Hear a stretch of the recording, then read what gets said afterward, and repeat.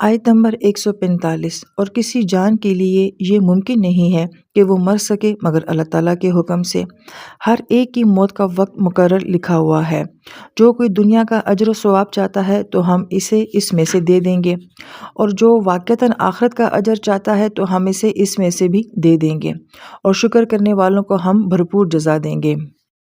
اس آیت مبارکہ میں پہلی اہم بات کہ زندگی اور موت دونوں کو اذن الہی کے ساتھ جوڑا گیا ہے، اور اذن کو بعض علماء کرام نے اللہ تعالیٰ کی رحمت بھی کہا ہے۔ تو اس کا مطلب یہ ہے کہ جو انسان جتنا جی چکا ہے اس میں اللہ تعالیٰ کی رحمت ہے، کہ وہ اللہ تعالیٰ کی رحمت کے ساتھ جو ہے وہ جی رہا ہے، اور جس کے نصیب میں جس وقت موت آتی ہے تو گویا کہ وہ بھی اللہ تعالیٰ کی رحمت ہی ہوتی ہے۔ یہاں پہ یہ سوال بھی ہمارے ذہن میں آتا ہے کہ یہ تو اس انسان کے لیے صحیح ہے کہ جو کہ اپنی ایک فطری عمر جی کے جاتا ہے، 60 70 80 سال جی کے جاتا ہے۔ وہ لوگ جو کہ پیدا ہوتے ہی مر جاتے ہیں یا جوانی میں بھی مر جاتے ہیں، تو کیا ان کا بھی جو مر جانا ہے یہ اللہ تعالیٰ کی رحمت کی وجہ سے ہوتا ہے؟ تو اس کا جواب یہ دیا جاتا ہے کہ دین ہمیں یہ سوچ دیتا ہے کہ ایک مومن کے لیے موت کیا چیز ہوتی ہے۔ ہم کہتے ہیں فلاں شخص انتقال کر گیا۔ انتقال کا لفظ منتقل اسی سے ہی ہے کہ گویا کہ آپ ایک دنیا سے ایک دوسری دنیا میں منتقل ہو جاتے ہو۔ تو گویا کہ مومن کے لیے یہ دنیا کسی چیز کا خاتمہ نہیں ہوتی، بلکہ ایک دنیا کی تکمیل کے بعد ایک دوسری دنیا کا آغاز ہو جاتی ہے۔ تو اس طرح سے موت جو ہے وہ اس کے لیے رحمت ہوتی ہے، چاہے وہ بچپن میں آئے چاہے وہ جوانی میں آ جائے۔ اسی مضمون کو آیت کے اگلے حصے میں بھی بیان کیا گیا ہے کہ جو کوئی دنیا کا ثواب چاہتا ہے تو ہم اسے اس میں سے دے دیں گے۔ یہی مضمون سورہ بقرہ میں بھی بیان ہوا تھا کہ جو صرف دنیا کو چاہتا ہے اس کے لیے اللہ پاک نے ناراضگی کا اظہار کیا تھا، لیکن جو دنیا کے ساتھ آخرت کو چاہتا ہے تو اس کو تو اللہ تعالیٰ نے خود سراہا ہے، بلکہ اس کو تو خاص دعا بھی بنا دیا ہے، جس کو ہم ربنا آتنا فی الدنیا والی دعا سے جانتے ہیں۔ اب یہاں پہ بڑی پیاری بات علماء کرام یہ فرماتے ہیں کہ دو دنیاؤں کا اکٹھا ذکر کیا گیا ہے، کہ پہلے اس دنیا کا ذکر کیا گیا ہے، پھر اس کے بعد دوسری دنیا کا ذکر کیا گیا ہے۔ یعنی کہ جو انسان یہاں پہ جتنی اچھی خوبصورت زندگی گزارتا ہے تو گویا کہ اتنی ہی خوبصورت زندگی اس کے لیے آخرت میں بھی تیار ہو رہی ہوتی ہے۔ اگر کسی انسان نے یہ دیکھنا ہو کہ میرا آخرت کا دن کیسا ہوگا تو وہ یہ دیکھ لے کہ اس نے آج کا دن کیسا گزارا ہے، کیونکہ جیسا دن ہم اس دنیا میں گزارتے ہیں ویسا ہی ایک دن ہمارے لیے آخرت میں تیار ہو جاتا ہے۔ تو گویا کہ یہ دو دنیایں جو ہیں یہ الگ الگ نہیں ہیں، بلکہ یہ دو دنیایں ساتھ ساتھ چلتی ہیں۔ تو جیسی ہماری یہاں کی دنیا ہے بالکل ویسی ہی ہماری وہاں کی دنیا بھی ہوگی۔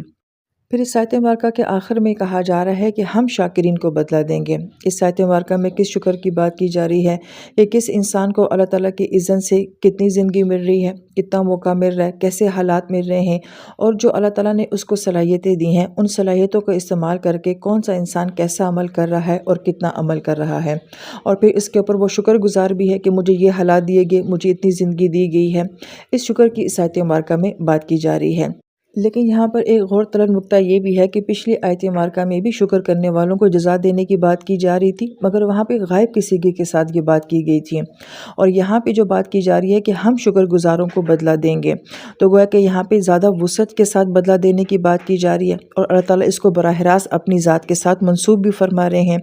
فرق کیا ہے؟ بہت پیاری بات کہ پچھلی آیت مبارکہ میں ایک ڈائریکشن کی بات کی جا رہی تھی، ایک مقصد کی بات کی جا رہی تھی کہ وہ اللہ تعالیٰ کی ذات ہونی چاہیے، تو گویا کہ جس انسان نے اپنی زندگی کا مقصد اور ڈائریکشن اللہ تعالیٰ کی ذات کو بنا لیا تو گویا کہ اس کے لیے بھی بہت بڑی جزا کی بات کی جا رہی ہے۔ مگر یہاں پہ زیادہ وسعت کے ساتھ کیوں بیان کیا جا رہا ہے؟ اس لیے کہ مقصد تو انسان بنا لیتا ہے اور یہ کہتا ہے کہ ہاں میری منزل اللہ تعالیٰ کی ذات ہے، مگر اس کے لیے کوشش کون کرتا ہے، ایفرٹ کون کرتا ہے؟ پھر اپنے مقصد کے اوپر فوکس رہنا، ہر دن کو ایسے گزارنا کہ واقعی میرا مقصد اللہ تعالیٰ کی ذات ہے، اور اس کے لیے مسلسل ساری زندگی کوشش میں لگے رہنا، تو گویا کہ اس کے لیے پوری زندگی چاہیے، تو اس لیے یہاں پہ اس جزا کی بات بھی جو ہے وہ اسی وسعت کے ساتھ جو ہے وہ کی جا رہی ہے۔ تو گویا کہ پچھلی آیت میں مقصد تھا اور یہاں پہ اس مقصد کی ایفرٹ کی بات کی جا رہی ہے۔ لہٰذا جو انسان اپنی زندگی میں اس مقصد کے لیے جتنی ایفرٹ اور کوشش کرتا رہے گا تو اس کی جزائیں جو ہیں وہ اتنی ہی زیادہ بڑھتی چلی جائیں گی۔ آیت نمبر 146۔ کتنے ہی نبی ایسے گزرے ہیں کہ جن کے ساتھ ہو کر بہت سے اللہ والوں نے جنگ کی، اور اللہ تعالیٰ کی راہ میں جو بھی تکلیفیں ان پر آئیں اس پر انہوں نے ہمت نہیں ہاری، اور نہ انہوں نے کمزوری دکھائی، نہ ہی باطل کے آگے سر جھکایا، اور اللہ تعالیٰ کو ایسے ہی صابروں سے محبت ہے۔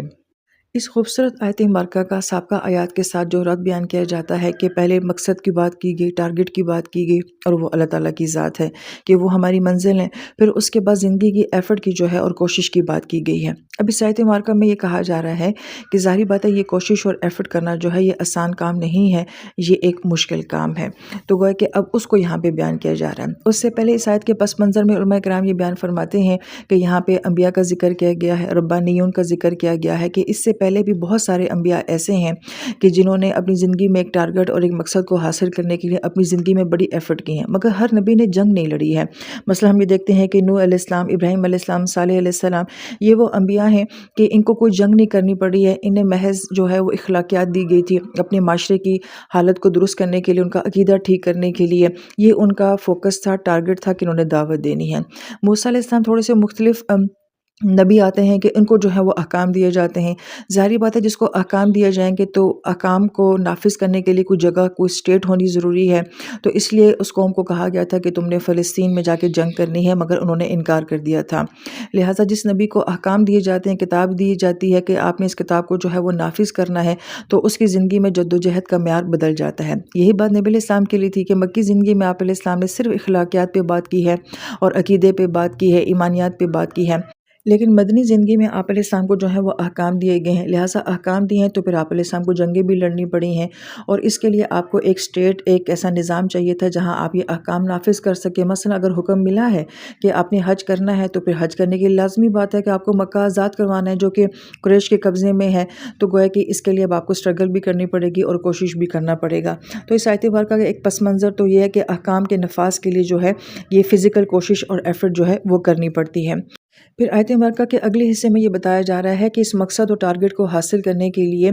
جو عموماً رکاوٹیں آتی ہیں وہ 3 طرح کی بیان کی گئی ہیں۔ سب سے پہلے جو ہے وہ وہن کا لفظ استعمال کیا گیا ہے، اس کو ہم نے جان لیا ہے کہ یہ اندر کی کمزوری کو کہا جاتا ہے۔ پھر ضعف کا لفظ استعمال کیا گیا ہے جو کہ ضعف سے ہے۔ ضعف کا مطلب ہوتا ہے کسی کام کا دگنا ہو جانا، ڈبل ہو جانا، یعنی کہ وہ کام آپ کو بوجھل لگنے شروع ہو جائے۔ اور تیسرا لفظ جو استعمال کیا گیا وہ استقانو کا ہے جو کہ کانا یا کون سے ہے، اور کون کا مطلب ہوتا ہے ایگزسٹنس کا ہونا، کسی چیز کا بہت لمبا ہو جانا، دراز ہو جانا۔ اب یہاں پہ جو خوبصورت اور اعلیٰ بات کی جا رہی ہے وہ یہ کہ انسان کو اپنے مقصد کے حاصل کرنے میں یہی 3 رکاوٹیں فیس کرنی پڑتی ہیں کہ کوئی اندر کی ایسی کمزوری، مایوسی، غفلت، خیال، سستی ہوتی ہے جو انسان کے مقصد کی راہ میں بہت بڑی رکاوٹ بن جاتی ہے، یا پھر وہ کام جو ہم بڑے شوق سے کرتے ہیں وہ ہمیں بوجھل لگنے شروع ہو جاتا ہے، ہم یہ کہتے ہیں کہ بس اب یہ مزید نہیں ہوتا، اب یہ میرے پہ بہت بوجھل ہوتا چلا جا رہا ہے، یا پھر جو مقصد ہم اپنی زندگی میں بناتے ہیں اس کو حاصل کرنے میں وقت چاہیے ہوتا ہے، لیکن وہ اتنا لمبا ہو جاتا ہے کہ انسان تھکنے شروع ہو جاتا ہے، اور ہم یہ کہتے ہیں کہ آخر یہ وقت کب پورا ہوگا، آخر یہ کام کب ختم ہوگا، مجھے میری منزل جو ہے وہ کب ملے گی۔ تو یہ 3 بڑی رکاوٹیں ہیں۔ لیکن اللہ تعالیٰ یہاں پہ فرماتے ہیں کہ ہم ایسے صابرین سے محبت کرتے ہیں۔ کیسے صابرین کی یہاں پہ بات کی جا رہی ہے کہ جو ان تینوں رکاوٹوں کو پار کر جاتے ہیں، اور ظاہری بات ہے کہ ان تینوں رکاوٹوں یا کمیوں یا خامیوں کے اوپر قابو پانا جو ہے وہ آسان بات نہیں ہے، یہ بڑے حوصلے والی بات ہے، یہ بڑی صبر والی بات ہے، یہ ڈٹ جانے والی بات ہے، یہ ہمت والی بات ہے۔ تو گویا کہ جس نے اپنی ان 3 خامیوں پہ قابو پا لیا اور وہ اپنی زندگی کی کوشش میں جاری رہا، مقصد کے حاصل کرنے میں اس نے اپنی ایفرٹ کو جاری رکھا، تو اللہ پاک ایسے لوگوں سے شدید جو ہے وہ محبت فرماتے ہیں۔ لیکن یہاں پہ بڑی اہم بات یہ بھی ہے کہ ظاہری بات ہے کہ یہاں پہ کن کا ذکر کیا جا رہا ہے؟ نبیوں کا اور ربانیون کا، جو کہ رب والے ہوتے ہیں۔ یعنی کہ آخر یہ 3 کمزوریاں ان لوگوں کے راستوں کی رکاوٹ کیوں نہیں بن سکیں؟ اس لیے کہ ان کا مقصد بہت اعلیٰ تھا، ان کی منزل بہت خوبصورت تھی۔ اس کا مطلب ہے کہ جس انسان کا مقصد بہت اعلیٰ ہوگا، بہت بڑا ہوگا اور ایسا خوبصورت ہوگا، وہ کبھی وہن کا شکار نہیں ہوگا، وہ کبھی بوجھل نہیں ہوگا اپنے کام سے، اور وہ کبھی بھی اپنے کام سے تھکے گا نہیں۔ یہاں پہ ہم اپنے آپ سے یہ سوال کرتے ہیں کہ ہم جو بار بار وہن کا شکار ہو جاتے ہیں، ہم اندر سے جو مایوس ہو جاتے ہیں، ہم جو تھک جاتے ہیں، ہمیں جو اپنے کام بوجھ لگنے شروع ہو جاتے ہیں، کہیں ایسا تو نہیں کہ ہماری ڈائریکشن صحیح نہیں ہے، ہمارا مقصد صحیح نہیں ہے؟ لہٰذا اس لیے آیت مبارکہ کے آخر میں الصابرین کا لفظ جو ہے، ایک تو اس کو اسم کے ساتھ بیان کیا گیا ہے، اور بھی اس کو الف لام یعنی کہ معرفہ کے ساتھ بیان کیا گیا ہے کہ ایسا صبر کرنا، ایسی ہمت کرنا، یہ آسان بات نہیں ہے، یہ مشکل بات ہے۔ لیکن جو یہ مشکل پار کر جاتے ہیں انہیں پھر کیا نصیب ہوتا ہے؟ انہیں پھر اللہ تعالیٰ کی محبت نصیب ہوتی ہے، اور واللہ یحب الصابرین کا لفظ جو ہے جملہ اسمیہ میں بیان کیا گیا ہے، یعنی کہ جو مسلسل ایفرٹ کرنے والے ہیں، مسلسل اپنی زندگی میں ایسی کوشش کرنے والے ہیں، تو انہیں اللہ تعالیٰ کی مسلسل محبت حاصل ہو جاتی ہے۔